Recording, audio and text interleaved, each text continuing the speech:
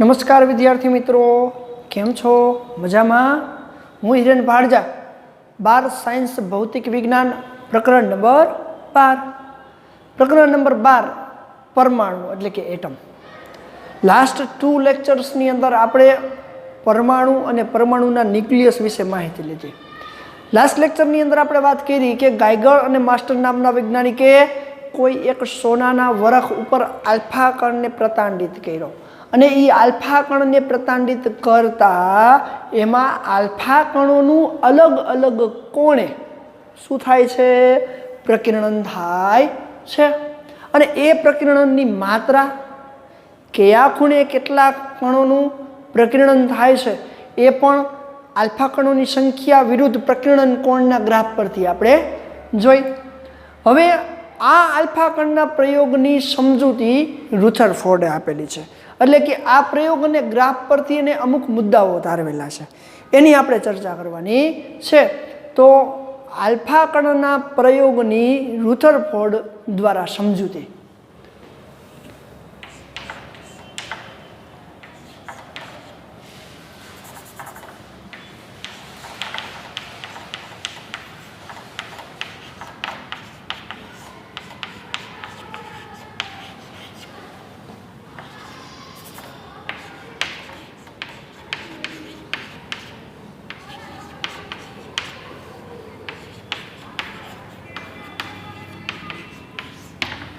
प्रश्न तमने आ रीते पूछाई सके कि आल्फा कणनु जे प्रकिरण थाय छे, जे गाइगर अने मास्टर नामना वैज्ञानिके आल्फा कणने सोनाना वरख उपर आपात करता ए आल्फा कणोनी संख्या विरुद्ध प्रकिरण कोणना ग्राफ परथी एने कीधुं के मोटा भागना कणो छे आल्फा कणो ए खूब ज नाना कोणे प्रकिरण थाय छे। तो आ आल्फा कणना प्रयोग परथी एने एवी प्रायोगिक समजूती आपी। तो एमांथी एने पहेलो मुद्दो एवो तार्यो। पहेलो मुद्दो कंईक आवो छे के जो आल्फा कण ने सोनाना वरख उपर आपात करवामां आवे तो मोटा भागना आल्फा कणोनुं प्रकिरण खूब ज नाना कोणे थाय छे। એટલે કે એ સોનાના વરખ ઉપરથી આરપાર જતા હોય એવા આલ્ફા કણોની સંખ્યા વધારે છે, એવું થયું ને? એનો મિનિંગ એવો થયો કે ઉદાહરણ હમણાં આપણે આકૃતિ લીધી તેમાં વધુ ભાગના આલ્ફા કણો સીધે સીધા જતા રહેતા, તો એના ઉપરથી એને પેલું તારણ કાઢ્યું। તો રિથરફોર્ડના આ આલ્ફા કણના પ્રકિરણના પ્રયોગ પરથી એને પેલી સમજૂતી આપી। એને શું કીધું? તો કે આલ્ફા કણના પ્રકિરણમાં આલ્ફા કણના प्रकिरणमां मोटा भागना आल्फा कणो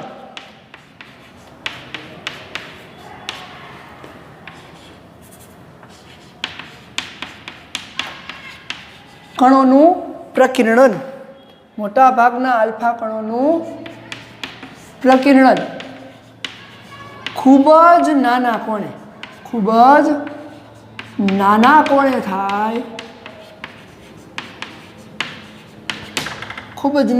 એટલે અહીંયા આપણે લઈ શકું 1 અંશથી પણ ઓછા ખૂણે થતા હોય એવા આલ્ફા કણોની સંખ્યા ખૂબ જ મોટી છે। એટલે કે મોટા પ્રમાણમાં મોટા ભાગના આલ્ફા કણોનું પ્રકિરણ ખૂબ જ નાના કોણે થાય છે। આથી આપેલ સોનાના વરખનું परमाणु अथवा न्यूक्लियस केवो होवो जोईए? पोलो होवो जोईए। पोलो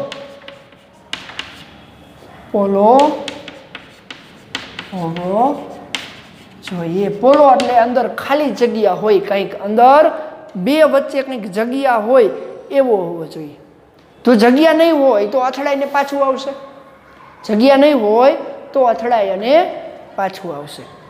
पण मोटा भागना आल्फा कणोनुं प्रकिरण खूब ज नाना कोणे थाय छे। तो एना उपरथी एने एक तारण काढ्युं के सोनानुं वरखनो परमाणु केवो होवो जोईए? पोलो होवो जोईए। हवे बीजो मुद्दो एनी वात करीए तो कि અહીં રહેલા સોનાના વરખમાંથી ખૂબ જ નાની સંખ્યામાં ખૂબ જ મોટા કોણે પ્રકીર્ણન પામતા હોય એવા આલ્ફા કણોની સંખ્યા ખૂબ જ ઓછી છે. એટલે કે અહીંયા એના માટેનો બીજો મુદ્દો એને તાર્યો. શું કીધું કે જ્યારે આલ્ફા કણનું પ્રકીર્ણન એ સોનાના વરખ ઉપર આપાત થઈને બેકવર્ડ આવે એવી સંભાવના ક્યારે બનશે? બેકવર્ડ આવવું એટલે એની મૂળ દિશાથી વિરુદ્ધ દિશામાં અથડાઈ અને પાછું આવવું. તો કે આલ્ફા કણના પ્રકીર્ણનના પ્રયોગ પરથી સોનાના વરખના ન્યુક્લિયસ પરથી, તો અહીંયા ન્યુક્લિયસ શબ્દ હું નથી વાપરતો, માત્ર વરખ પરથી પ્રયોગ પરથી કહી શકાય કે વરખ પરથી આલ્ફા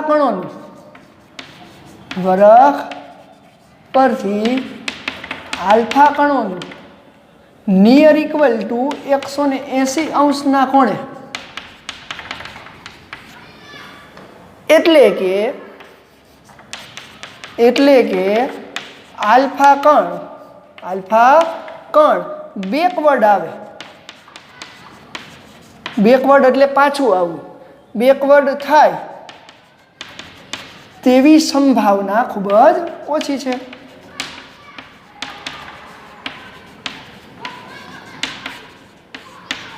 જો આવું થાય તો શું થતું હશે એની વાત કરીએ. એટલે કે જ્યારે આલ્ફા કણ સોનાના વરખ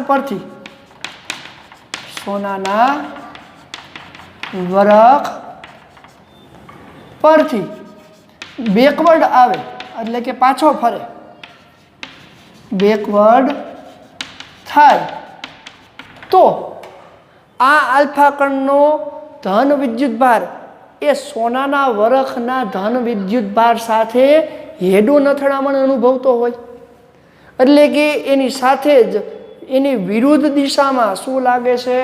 કુલંબીય અપાકર્ષણ બળ લાગતું હોય. તો આના પરથી એવું કહી શકાય કે જ્યારે આલ્ફા કણ સોનાના વરખ પરથી બેકવર્ડ થાય તો જાણે કે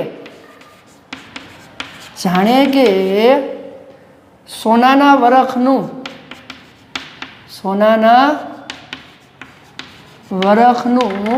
સમગ્ર દળ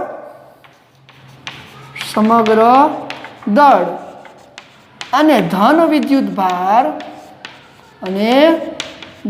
વિદ્યુતભાર તે બિંદુએ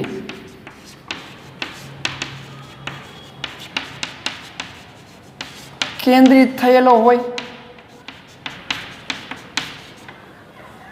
તો આ બિંદુને તે પરમાણુનું શું કહેવામાં આવે છે? ન્યુક્લિયસ કહેવામાં આવે છે, અથવા તો ન્યુક્લિયસ કહે છે. એટલે કે આલ્ફા કણ જ્યારે સોનાના વરખ ઉપર આપાત થાય અને એ નિયર ઇક્વલ ટુ 180 અંશના ખૂણે પાછું ફરતું હોય, નિયર ઇક્વલ ટુ 180 અંશના ખૂણે પાછો ફરે તો એનો મિનિંગ એવો થયો કે સોનાના વરખનું સમગ્ર દળ જાણે કે ત્યાં જ કેન્દ્રિત થયેલું છે અને એ પરથી જ આલ્ફા કણનો ધન વિદ્યુતભાર એના ઉપર આમ જતા એ બેકવર્ડ આવે એટલે કે પાછો ફરે છે. તો આ સમજૂતી આપણે લેવી હોય તો આપણે કહી શકીએ કે સોનાનો, કારણ કે આલ્ફા કણ શું કામ પાછો આવે? આલ્ફા કણ, તો આ તમને મનમાં એવો પ્રશ્ન થાય કે હાલો આલ્ફા કણ શું કામ બેકવર્ડ આવે છે? સોનાનું વરખ પણ તો પાછળ જવું જોઈએ ને અપાકર્ષણના કારણે. તો એની સમજૂતી માટે આપણે એકદમ સરળ ઉદાહરણ લઈએ. તો અહીંયા સોનાનું વરખ છે, ઓકે, અહીં સોનાના વરખ અથવા તો સોનાનો પરમાણુ ક્રમાંક કેટલો છે? Z બરાબર 79 અને આલ્ફા કણનો પરમાણુ ક્રમાંક 2 એટલે કે હિલિયમ છે. રેડી? તો કે સોનાનો પરમાણુ ક્રમાંક 79 છે. આથી તેનું પરમાણ્વીય દળ એ આલ્ફા કણતા લગભગ એ આલ્ફા કણ કરતા લગભગ 50 ગણું વધારે છે. કેટલું? 50 ગણું છે.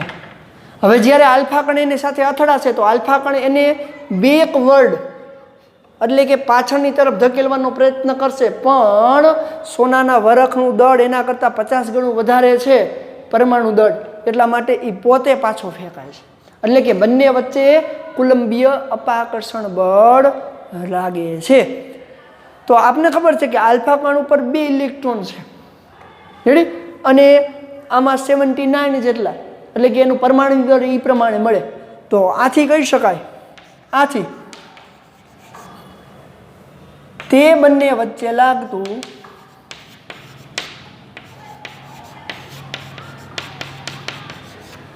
કુલંબીય અપાકર્ષણ બળ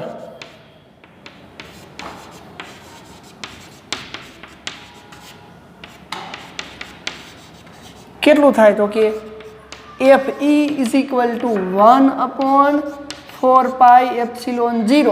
હવે આપને ખબર છે, પહેલા ચેપ્ટરમાં ભણી ગયા કે Q1 Q2 upon r² અથવા 1/4πε0 Q1 Q2 upon r². અહીંયા Q1 એટલે સોનાના વરખ પરનો વિદ્યુતભાર, જેને હું ZE વડે દર્શાવું, અને આલ્ફા કણનો વિદ્યુતભાર એટલે એને હું અત્યારે E વડે અથવા 2E વડે દર્શાવું, અપોન બંને વચ્ચેનું અંતર એટલે r². તો આના દ્વારા, આ સૂત્રની મદદથી આલ્ફા કણ અને સોનાના વરખના ન્યુક્લિયસ વચ્ચે લાગતું કુલંબીય અપાકર્ષણ બળ તમે શોધી શકો છો. તો આલ્ફા કણના આ પ્રકીર્ણન પરથી રુથરફોર્ડે આ 2 મુદ્દાઓ અને તેમની વચ્ચે લાગતા આ કુલંબીય અપાકર્ષણ બળની માહિતી આપી. તો આના પરથી એને શું કીધું કે આલ્ફા કણ ખૂબ જ વધારે, આલ્ફા કણ ખૂબ જ ઓછા કોણે, મોટા ભાગના આલ્ફા કણ ખૂબ જ ઓછા કોણે પ્રકીર્ણન થતા હોય તો આપેલ આ પરમાણુ પોલો હોવો જોઈએ, તો જ એમાંથી આરપાર પસાર થઈ જતા હોય. બીજું, એમાંથી એને એવું કીધું કે જો હેડોન અથડામણ અનુભવે એટલે કે બેકવર્ડ આલ્ફા કણ આવતા હોય એવું શક્ય થાય, એવી સંભાવના થાય, પણ થાય તો ખૂબ જ ઓછી હોય. અને એ ભણી ગયા 8000 આલ્ફા કણ પૈકી કોઈ એક જ આલ્ફા કણ છે એ ન્યુક્લિયસની ખૂબ જ નજીકથી નીકળતો હોય, અને ત્યારે એનું 180 નિયર ઇક્વલ ટુ 180 અંશના ખૂણે શું થાય? પ્રકીર્ણન થાય.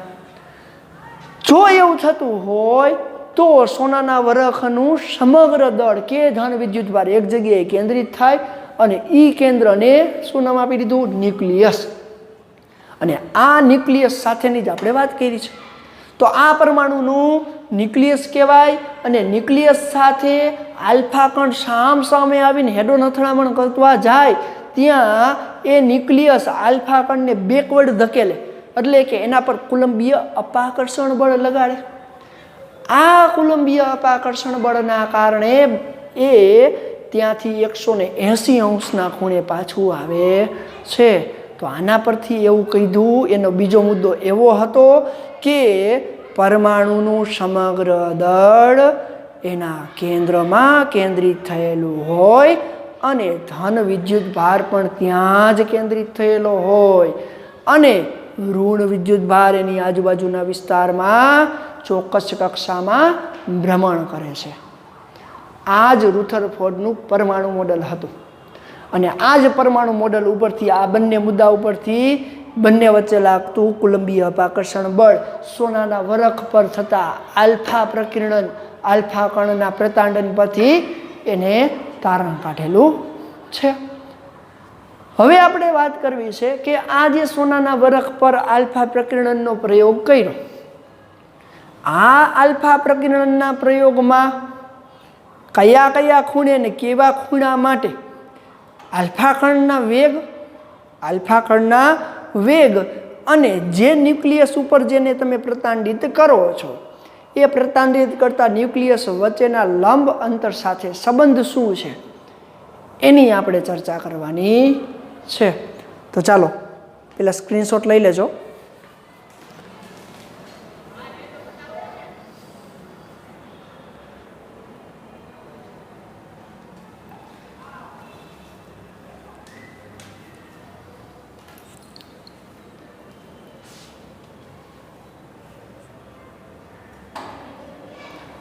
ચાલો હવે આ જે આલ્ફા કણનું પ્રકીર્ણન છે એના પર આધારિત જ આપણે ચર્ચા કરવી છે, પણ એક નવી રાશિનો આપણે ઉપયોગ કરવો છે. તો આલ્ફા કણના આ પ્રકીર્ણનના પ્રયોગ પરથી મળતું એક નવી રાશિ જેને સંઘાત પ્રાચલ કહેશું. શું કહેશું? ગુજરાતીમાં સંઘાત પ્રાચલ.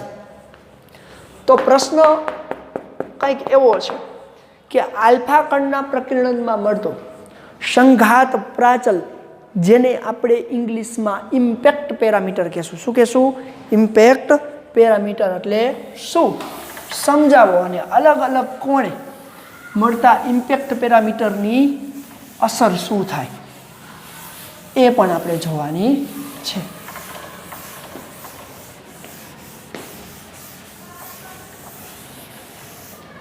ચાલો, ઇમ્પેક્ટ પેરામીટર એટલે શું? ઇમ્પેક્ટ પેરામીટર એટલે શું?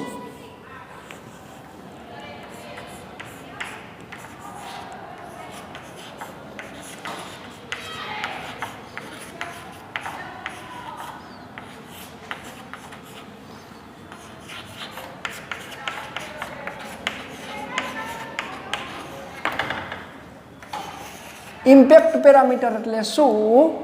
આલ્ફા કણના પ્રકીર્ણનના પ્રયોગમાં મળતા અલગ અલગ કોણે થતું પ્રકીર્ણન ઇમ્પેક્ટ પેરામીટર દ્વારા આપણે સમજવું છે.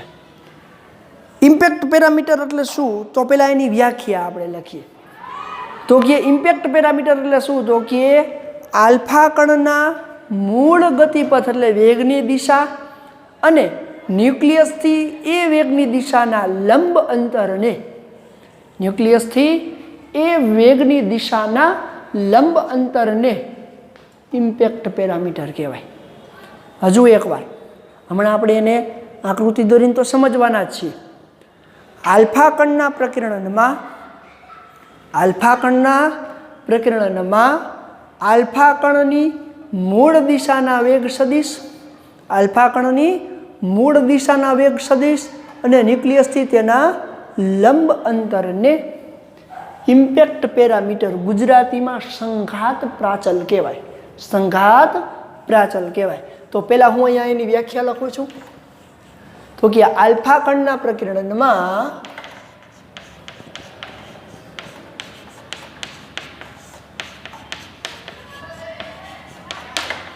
આલ્ફા કણની મૂળ દિશાનો વેગ સદિશ, મૂળ દિશા એટલા માટે શબ્દ વાપરું છું, પછી એનું પ્રકીર્ણન થાય છે અને એ દિશાને આપણે ધ્યાનમાં લેવાની નથી. તો આલ્ફા કણના પ્રકીર્ણનમાં આલ્ફા કણના મૂળ દિશાના વેગ સદિશ અને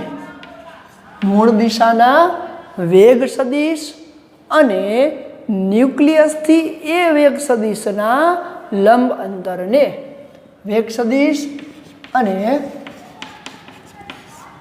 ન્યુક્લિયસથી તેના લંબ અંતરને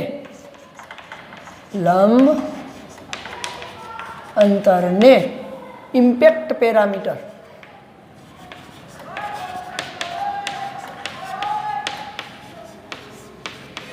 ગુજરાતીમાં અહીંયા લખું છું કૌંસમાં સંઘાત પ્રાચલ કહે છે.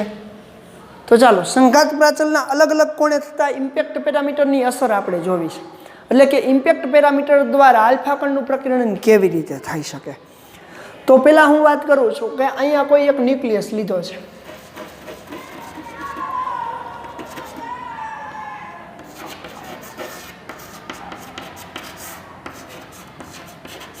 ચાલો, આ આપણી પાસે ન્યુક્લિયસ છે અહીંયા.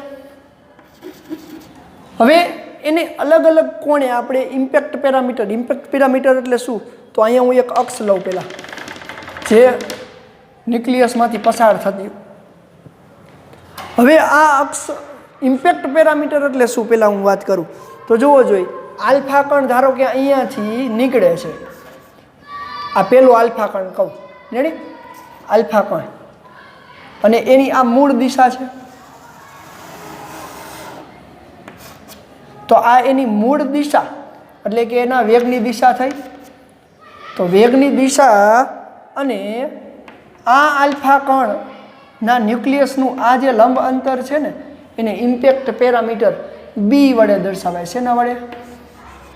બી વડે દર્શાવાય.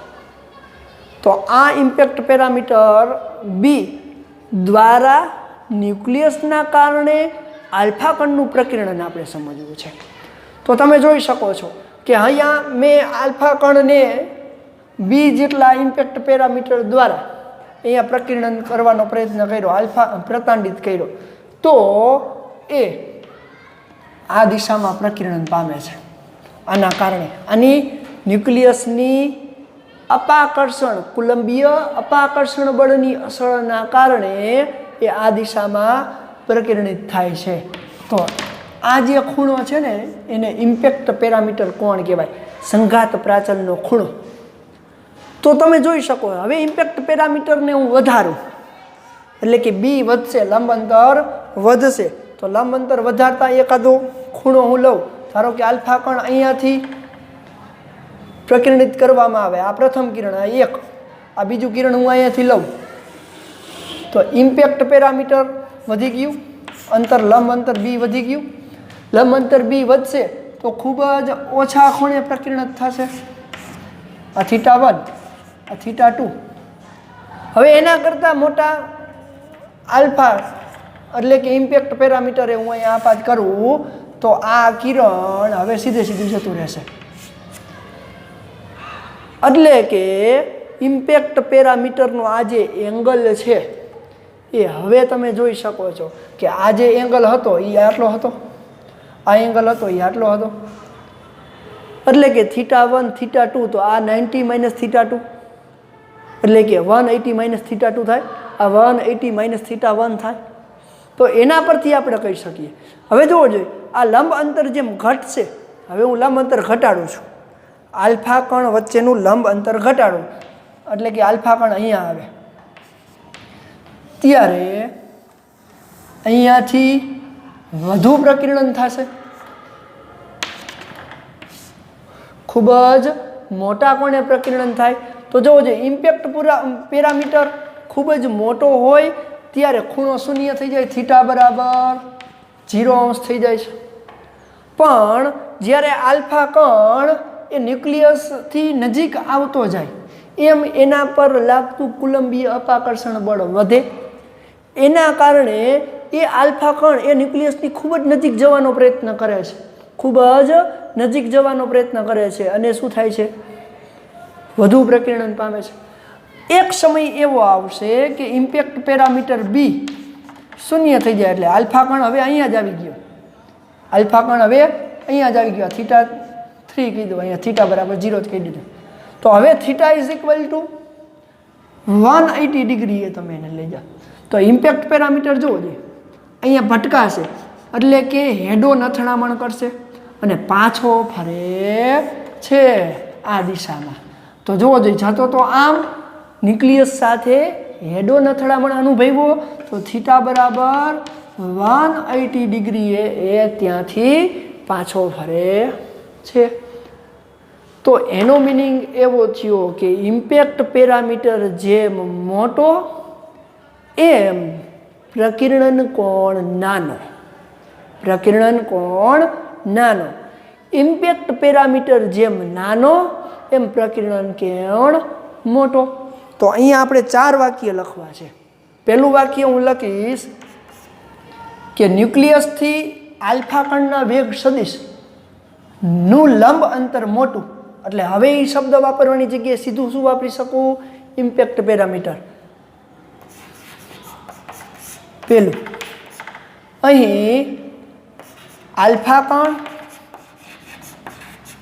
અને ન્યુક્લિયસ વચ્ચેનું લંબ અંતર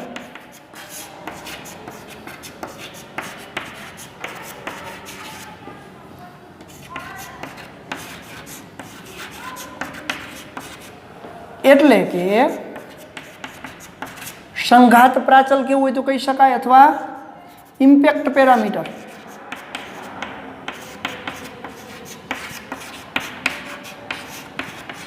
મોટો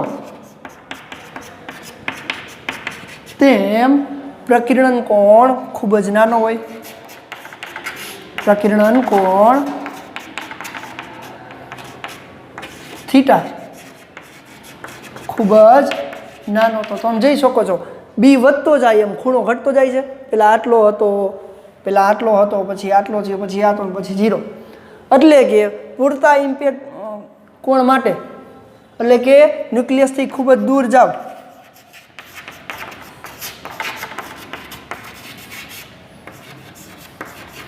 ખૂબ જ દૂર રહેલા આલ્ફા કણનું પ્રકિરણ કોણ થીટા ઇઝ ઇક્વલ ટુ 0 હોય. એટલે કે આરપાર નીકળી જતા હોય, એટલે કે ન્યુક્લિયસથી ખૂબ જ દૂર છે. હવે ઇમ્પેક્ટ પેરામીટર જેમ નાનો એમ પ્રકિરણ કોણ મોટો થશે. આ જ વાક્ય ઉપરથી હવે લખવાની જરૂર નથી. પણ જ્યારે આલ્ફા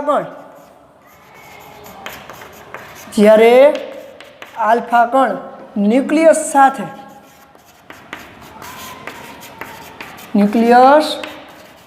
સાથે હેડોન અથડામણ અનુભવે.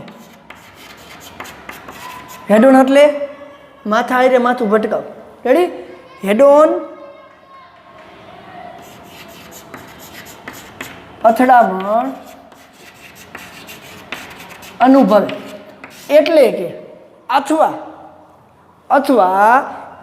બી ઇઝ ઇક્વલ ટુ 0, લંબ અંતર શૂન્ય થઈ ગયું. જોવો જોઈએ હવે આ બી વચ્ચે લંબ અંતર કઈ રહ્યું 0. એટલે કે impact parameter B is equal to 0 થાય ત્યારે આલ્ફા કણનું પ્રકિરણ ખૂણો થીટા બરાબર 180 થાય છે. તો આ બધી બાબતો પરથી રુથરફર્ડે એ પરમાણુ અને ન્યુક્લિયસનું, એટલે કે આલ્ફા કણના આ પ્રયોગ પરથી રુથરફોર્ડે પરમાણુ અને ન્યુક્લિયસનું પરિમાણ નક્કી કર્યું. તો આ બધી અવલોકનની ચર્ચા પરથી એને નક્કી કર્યું કે પરમાણુનું પરિમાણ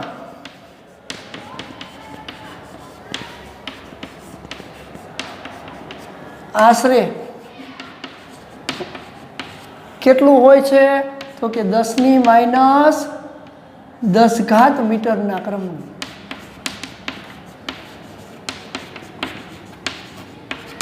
અને પરમાણુની અંદર જાણે કે સમગ્ર દળ કે ધન વિદ્યુતભાર કેન્દ્રિત થયેલો છે, એને આપણે ન્યુક્લિયસ કીધું. અને આ પ્રયોગ પરથી એને કીધું કે ન્યુક્લિયસનું પરિમાણ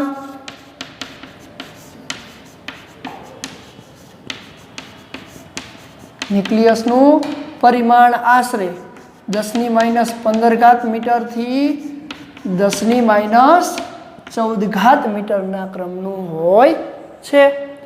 તો આ ઇમ્પેક્ટ પેરામીટર ખૂબ જ અગત્યનો છે. ઇમ્પેક્ટ પેરામીટર મોટો એમ આલ્ફા કણનું પ્રકિરણ ખૂબ જ ઓછું થાય, એટલે કે પ્રકિરણ કોણ નાનું. પૂરતું ઊંચું આલ્ફા કોણ હશે, એટલે કે ન્યુક્લિયસથી ખૂબ જ દૂર રહેશે, તો એ સીધું નીકળી જશે થીટા બરાબર 0 ખૂણો. જેમ ઇમ્પેક્ટ પેરામીટર નાનો એમ પ્રકિરણ કોણ મોટો થતો જાય. અને એક સમય એવો આવશે કે જ્યારે આલ્ફા કણ એ ન્યુક્લિયસની અક્ષ પર જ જતો હોય, એટલે કે impact parameter B is equal to 0 થાય. એવા સમયે હેડોન અથડામણ થશે. હેડોન અથડામણ થતાં ન્યુક્લિયસ એ આના કરતાં હલકું હોવાથી એ પાછો ફેંકાય છે, એટલે કે વિરુદ્ધ દિશામાં હેડોન અથડામણ અનુભવીને આવે છે, એટલે કે 180 ડિગ્રી એ પાછો આવે. એટલે કે ત્યારે એનું પ્રકિરણ કેટલું થાય? આટલું. તો આ બધી બાબતોના તારણ પરથી રુથરફોર્ડે પરમાણુનું પરિમાણ અને ન્યુક્લિયસનું પરિમાણ નક્કી કર્યું. પરમાણુનું પરિમાણ આશરે 10⁻10 મીટરના ક્રમનું છે. ન્યુક્લિયસનું પરિમાણ 10⁻15 મીટરથી 10⁻14 મીટરના ક્રમનું. આ બંને પરથી કહી શકાય કે ન્યુક્લિયસ એ પરમાણુ કરતાં 10⁴ થી 10⁵ ગણો નાનું છે, અથવા પરમાણુ એ ન્યુક્લિયસ કરતાં 10⁴ થી 10⁵ ગણો મોટું છે. તો આ છે આલ્ફા કણના પ્રકિરણ પરથી રુથરફોર્ડે આપેલી સમજૂતી અને ઇમ્પેક્ટ પેરામીટર બી વિશેની સમજૂતી।